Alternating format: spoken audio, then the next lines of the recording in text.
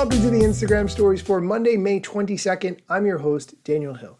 I have not been very consistent with the show lately because of some personal projects, but good news, I've gotten those personal projects to a much better place. So going forward, I'm going to try to do this show back up to 4, maybe even 5 times a week. I'm going to do my absolute best. The biggest news of the day I want to get right into, though, is Instagram's new app, which is designed to compete with Twitter. Journalist Leah Haberman leaked an insider Instagram slide all about their new text-based app for conversations designed to compete with Twitter, which internally is being referred to as Barcelona.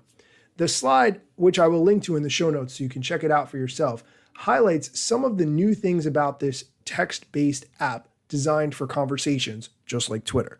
It says, say more with Instagram's new text-based app for conversations. Talk directly with your peers and audience. Create with text and attach links, photos, and videos. Engage with likes and replies to deepen connections with friends, fans, and other creators. Bring your fans with you. Quickly build an audience. In one tap, anyone can follow the accounts they follow on Instagram. Tune out the noise. We're taking safety seriously, equipping you with settings to control who can reply to you and mention your account. Accounts you've blocked carry over from Instagram, and we're enforcing the same community guidelines to help ensure everyone interacts safely and authentically. Reach new audiences. Soon, our app will be compatible with certain other apps like Mastodon. Users on these other apps will be able to search for, follow, and interact with your profile and content if you're public, or if you're private and approve them as followers. This allows you to reach new audiences with no added work. In addition, creators may be eligible to be recommended to people who don't yet follow them. That is all the information on the slide. There are a couple of screenshots on there as well. I will, of course, link to it in the show notes. This was all leaked by journalist Leah Haberman, who also shared some of her insights about what she's gleaned about this upcoming Barcelona app. Internally, Instagram is referring to this app as having a tagline called, quote, Instagram for your thoughts.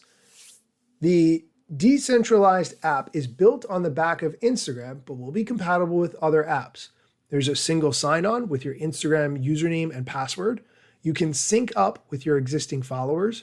Your handle, bio, and even verification will carry over from Instagram. Users on other apps will be able to search for, follow, and interact with your profile and content. The app will have a centralized feed showcasing your followers and recommended content. You can post text updates inside this app up to 500 characters. Just a little bit of context on that. That's less than an Instagram caption, what you can do on Twitter or a LinkedIn post, so you have to be very concise. In this app, you can attach links, photos, and videos up to 5 minutes long, and you can engage with likes, replies, and reposts. The app will also have creator controls and account safety features. You can control replies, mentions, easily block or report spam. Accounts you've blocked on Instagram will carry over. Hidden words you've entered on Instagram will carry over. Two-factor authentication will be enabled. So all the similar things that you would expect from the Instagram experience. One thing she also mentioned is that there are no set plans for monetization being shared, which means that potentially there might not be any ads when the app first rolls out, maybe. In that case, expect the emphasis to be on an organic social strategy. I will link to this coverage by Leah Haberman in the show notes along with that image, so be sure to check it out. We are going to take a quick break, but when we come back, I want to talk about the TikTok ban in Montana. If you're not familiar, Montana is a state in the United States, and they are trying to block TikTok. Stick around. We'll get into it. This podcast is brought to you by AT&T Fiber with All-Fi. Whether you're into watching horror movies from your basement, watching sports from your backyard, or watching trashy reality shows from inside your car that's parked all the way in the driveway so no one in your family judges you, AT&T Fiber with All-Fi is the best way to watch whatever you want from wherever you are. Get AT&T Fiber with All-Fi and add some Wi-Fi square footage to your house. Limited availability in select areas. Go to att.com/hypergig to check eligibility. Coverage requires extenders at additional charge. And we're back. Okay, let's get into the TikTok news. Last week, the governor of Montana, Greg Gianforte, signed a bill banning TikTok in the state of Montana. He tweeted that he banned TikTok in Montana to, quote, protect Montanians' personal and private data from the Chinese Communist Party, end quote, which officially makes it the first state in the United States to ban TikTok. In a statement, TikTok said that it would push to defend the rights of users in Montana.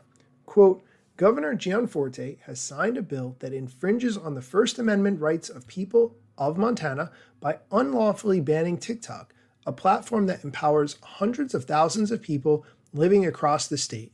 We want to reassure Montanians that they can continue using TikTok to express themselves, earn a living, and find community as we continue working to defend the rights of our users inside and outside of Montana, end quote. Generally, I try to keep politics out of this show as much as possible. I look at things from a technology standpoint and a user standpoint as much as possible. However, in this particular case, one of the things that is important to remember is that the United States does not have state boundaries that affect technology. For instance, if you were to drive from one state that potentially had TikTok banned to another state that did not have TikTok banned, and you downloaded and installed the app and then drove back to your state, that is not something that would generally be prosecuted. Of course, I am not a lawyer, but there are always ways to get around blocks and bans, regardless of what they are. VPNs, which are, if you're not familiar, it's a virtual private network, allows you to connect to a different internet in another place, and it looks like your traffic is coming from there. Overall, this is definitely something that would potentially be circumvented by a lot of people. However, the bigger issue, and I just want to remind you that in case you forgot, I played the CEO of TikTok, Shou Chew, explaining where TikTok stores their data, that TikTok does not store any data in China. So really, what is this issue about?